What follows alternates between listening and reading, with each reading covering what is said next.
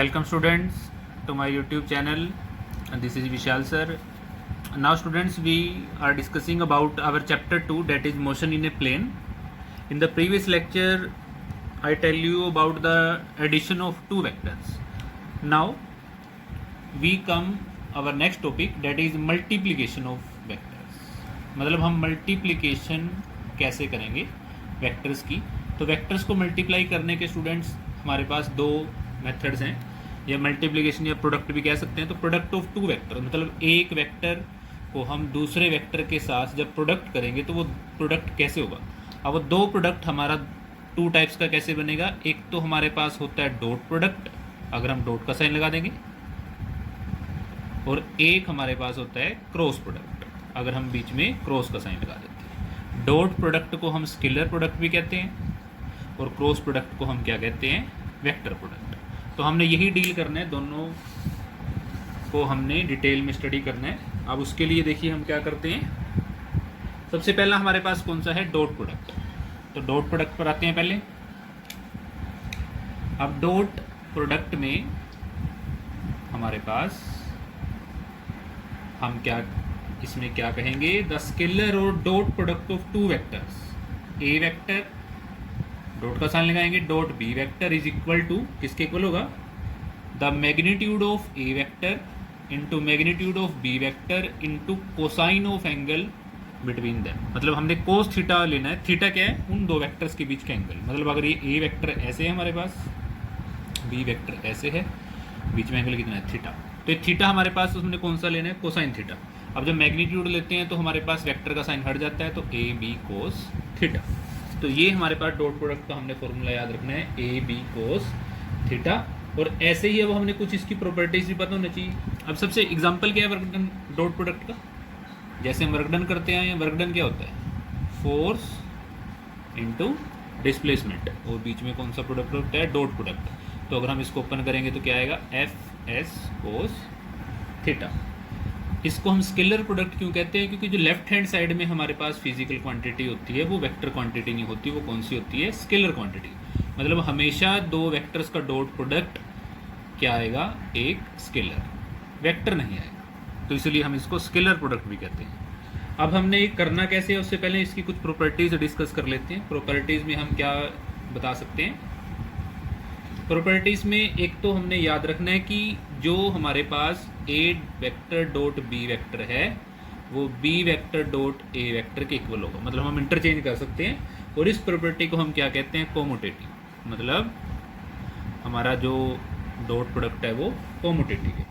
Distributive भी है. Distributive कैसे, A dot B plus C is equal to A dot B plus A dot सी.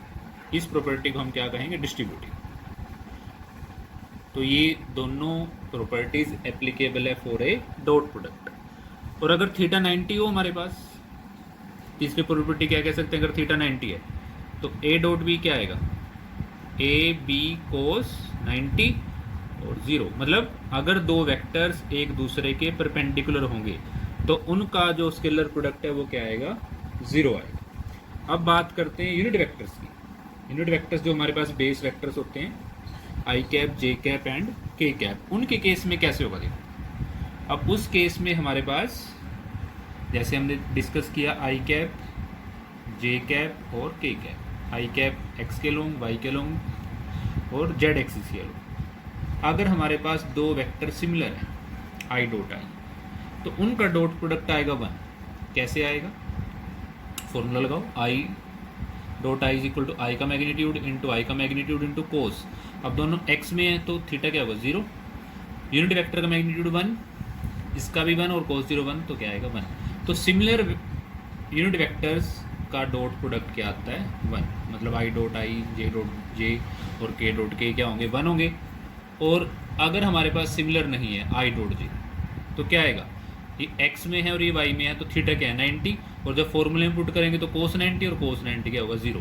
तो similar अगर हैं तो 1 आएगा, अगर डिसिमिलर हैं तो क्या आएगा, 0 आएगा. कुछ भी हो सकता है, जे डॉट के डॉट आई, सबका हमारा डॉट प्रोडक्ट क्या होगा, 0 होगा. अब हमने करना कैसे है उसके लिए, अगर हमने दो वेक्टर्स का डॉट प्रोडक्ट निकालना है, एग्जाम्पल कैसे है. For example suppose A vector is equal to 2i cap minus के 3j कैप प्लस के 4k cap and B vector is equal to i cap plus j cap minus के 2k cap. हमने इनका dot product निकालना है, तो dot product कैसे निकलेगा, ब्रैकेट में लिख लेते हैं दोनों वेक्टर्स को, plus 4k dot i plus j minus के 2k। अब हमें पता है सिंपल मल्टीप्लिकेशन कैसे करते हैं, इसको हम इससे मल्टीप्लाई करेंगे, फिर इससे करेंगे, फिर इससे करेंगे, पर हमें ये पता है कि i वालों को जब i के साथ करेंगे तो 1 आएगा, j वालों को j के साथ 1 आएगा, k वालों को k के साथ करेंगे तब 1 आएगा, डिसिमिलर का 0 आएगा। तो सिंपल हम i वालों को i के साथ मल्टीप्लाई करेंगे, j वालों को j के साथ, k वालों को k के साथ। तो i के साथ क्या है 2, तो 2 इंटू 1 2, माइनस के 3 इंटू प्लस के 1 माइनस के 3, प्लस के 4 इंटू माइनस के 2 माइनस के 8। तो हमारे पास ये सोल्व करके हमारे पास क्या आ जाएगा, माइनस के 9। तो इस तरीके से हम डॉट प्रोडक्ट निकाल सकते हैं किन्हीं भी 2 वेक्टर्स का। अब डॉट प्रोडक्ट के बाद हमारे पास आता है क्रॉस प्रोडक्ट या वेक्टर प्रोडक्ट। क्रॉस प्रोडक्ट में हमारे पास क्या आएगा, क्रॉस प्रोडक्ट में हम बात करेंगे ए वेक्टर क्रॉस बी वेक्टर की। ये क्या होगा, ए का मैग्नीट्यूड फॉर्मूला याद रखना है, इंटू बी का magnitude into sine of theta, वहाँ पे कोसाइन आया था, और साथ में एक आएगा यूनिट वेक्टर एन कैप। ये क्या है कि सपोज अगर हमारे पास ये ए वेक्टर है, ये हमारे पास बी वेक्टर है, एंगल क्या है थीटा, तो इनका जो क्रॉस प्रोडक्ट होगा वो इनके परपेंडिकुलर होगा, that is A cross B, और इसी रिजल्टेंट की डायरेक्शन में एक यूनिट वेक्टर हम ले लेना है एन कैप। तो इस तरीके से हम इस फॉर्मूले को जस्टिफाई कर सकते हैं कि हमारे पास ये है। अब इसकी कुछ प्रॉपर्टीज़ भी हमने याद रखनी है। प्रॉपर्टीज़ कैसे याद रखेंगे, सबसे पहले तो हमारे पास जैसे मैंने उसमें बताया था कि कोमुटेटिव है, पर दो क्रॉस प्रोडक्ट एंटी कोमुटेटिव होता है, मतलब A cross B minus B cross A. तो कोमुटेटिव नहीं है, कौन सा है, एंटी कोमुटेटिव। एक हमने ये याद रखना है। डिस्ट्रीब्यूटिव तो हमारे पास है ये, जैसे डिस्ट्रीब्यूटिव का मतलब क्या है, ए क्रॉस बी प्लस सी, तो हम क्या लिख सकते हैं, ए क्रॉस बी प्लस ए क्रॉस। तो इस तरीके से हम इनको जस्टिफाई कर सकते हैं। बाकी अब बात आती है unit vectors, that is I J और के। अब अगर हम आई क्रॉस आई निकालेंगे, सिमिलर वेक्टर का कैसे आएगा, आई का मैग्नीट्यूड साइन क्या आएगा, दोनों सेम डायरेक्शन 0 डिग्री, साइन 0 0, तो मतलब सिमिलर का हमारे पास 0 आएगा। वहाँ पे हमारा सिमिलर का 1 आया था डॉट प्रोडक्ट में, और यहाँ पे सिमिलर का क्या आएगा, 0 आएगा। और डिफरेंट का क्या आएगा, अगर हमने आई के साथ जे का निकालना है तो उसके लिए हमने एक रूल याद रखना है, एक सर्कल बनाना है। इसे सर्कल पे हमने वैल्यूज लिख लेनी है, आई कैप, जे कैप और के कैप। क्लॉकवाइज डायरेक्शन में हमने मूव करना है सपोज, तो क्लॉकवाइज में कैसे, अब आई के बाद क्या आ रहा है, जे, तो I cross J, I cross जे के बाद क्या आएगा, के, तो I cross J is equal to K. Similarly J cross K is equal to I, और k cross I is equal to J. तो क्लॉकवाइज डायरेक्शन में जैसे जैसे मूव करते जाएंगे हम उसकी वैल्यू लिख सकते हैं। अगर हमने रिवर्स करना है, j क्रॉस आई एंटी क्लॉकवाइज, तो नेगेटिव आ जाएगा। Similarly k cross j minus के आई, और i क्रॉस k क्या आ जाएगा, माइनस के j। तो इस तरीके से हम इनके यूनिट वेक्टर्स की भी लिख सकते हैं। अब आते हैं एग्जाम्पल की बात, कि एग्जाम्पल कैसे होगा हमारे पास। 2 वेक्टर्स का अगर हमने क्रॉस प्रोडक्ट करना है तो उसके लिए हम डिटर्मिनेंट मेथड यूज़ करते हैं। मैथ में है ये हमारे पास, मतलब अगर हमने क्रॉस प्रोडक्ट निकालना है, suppose A vector is equal to 2i cap minus के 3j कैप माइनस के k कैप, और बी वेक्टर क्या है, माइनस के 6i कैप प्लस के 9j कैप प्लस के 3k कैप। तो हमने क्या निकालना है, a क्रॉस b। तो कैसे निकलेगा, ऐसे हमने 2 मॉडल्स के साइन लगाने हैं ऐसे पैरेलल, इसको बोलते हैं डिटर्मिनेंट मेथड। डिटर्मिनेंट मेथड से हम इसका क्रॉस प्रोडक्ट निकालेंगे। यहाँ लिखेंगे i, j और k। सबसे पहले वेक्टर कौन सा है, a, तो a के कोफिशिएंट लिखेंगे i के नीचे 2, j के साथ लिखेंगे -3, k के साथ लिखेंगे -1, जैसे जैसे कोफिशिएंट है। अब b के लिखेंगे, b के साथ देखो i के साथ क्या है, -6, 9 और 3। अब कैसे सोल्व करेंगे इसको, आई के साथ यहाँ पर हम अपने आप ही लिख लेंगे प्लस का साइन, यहाँ माइनस का आएगा और यहाँ प्लस का आएगा। ये कोफैक्टर्स और माइनस निकालने होते हैं, मैथमेटिक्स में हम पढ़ेंगे, +2 क्लास की मैथमेटिक्स में है ये डिटर्मिनेंट मेथड, कि ये प्लस माइनस प्लस कैसे आया। यहाँ तो हम सिंपली याद रख लेंगे, प्लस आई के साथ लिखना है, माइनस जे के साथ लिखना है, के साथ प्लस लिखना है। अब कैसे करेंगे, यहाँ पे लिखेंगे सबसे पहले आई, अब आई जो हमारे पास है, सबसे पहले हम बात करते हैं रो और कॉलम की। अब जो हमारे पास रो हैं, रोज देखो इसमें 2 हैं, इनको हम कॉलम कहते हैं, ठीक है। तो हमारे पास अब क्या है, आई जिस रो में है और जिस कॉलम में है उसको हम हाइड कर लेंगे ऐसे कि इसको भी हाइड कर लो और इसको भी हाइड कर लो। तो सिर्फ ये 4 बचे ना हमारे पास, इन चारों को लिख लेंगे, -3, -1, 9 और 3। सिमिलर मेथड हम जे पे लगाएंगे, ये हाइड कर लेंगे और ये हाइड कर लेंगे। तो क्या बचेगा, 2 -1 -6 3, 2 -1 -6 3। जे के साथ माइनस था और के के साथ क्या है, प्लस है, तो ये हाइड कर लेंगे।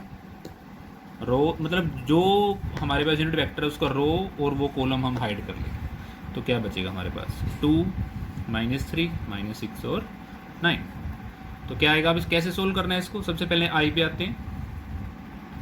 हमने सबसे पहले इसको इससे मल्टीप्लाई करना है, -3 × 3 -9, फिर माइनस लिख के हमने इसको इससे करना है, तो -9। ऐसे जे के साथ सबसे पहले इसको इससे मल्टीप्लाई करो 6, फिर माइनस पहले लिख लेना है और इसको इससे करना है, तो -6 × -1 6।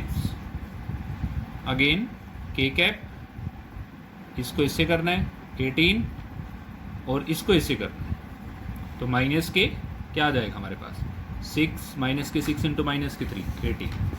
तो हमारे पास क्या आ गया, -9 + 9 0, आई कैप 0, जे कैप 0, के कैप डेट इज 0। तो हमारे पास क्रॉस प्रोडक्ट क्या आ गया, 0। और क्रॉस प्रोडक्ट 0 कब आना चाहिए, आप देखो साइन 0 क्या होता है, 0। तो मतलब ये दो वेक्टर्स एक दूसरे के क्या हैं, पैरेलल। क्योंकि पैरेलल वेक्टर्स जब होते हैं तो उनके बीच में एंगल कितना होता है, 0 डिग्री, और तभी हमारे पास क्रॉस प्रोडक्ट क्या आएगा, 0। तो मतलब हमारे पास जो A क्रॉस B 0 आया है, उसका मतलब है these two vectors are parallel to each other. तो इससे रिलेटेड हमने न्यूमेरिकल्स करने हैं, डॉट प्रोडक्ट और क्रॉस प्रोडक्ट से रिलेटेड, वो हमारे पास क्वेश्चंस आते भी हैं। तो स्टूडेंट्स इनको हमने पढ़ना है और इसके प्रैक्टिस करने हैं ज़्यादा से ज़्यादा क्वेश्चंस। Thank you.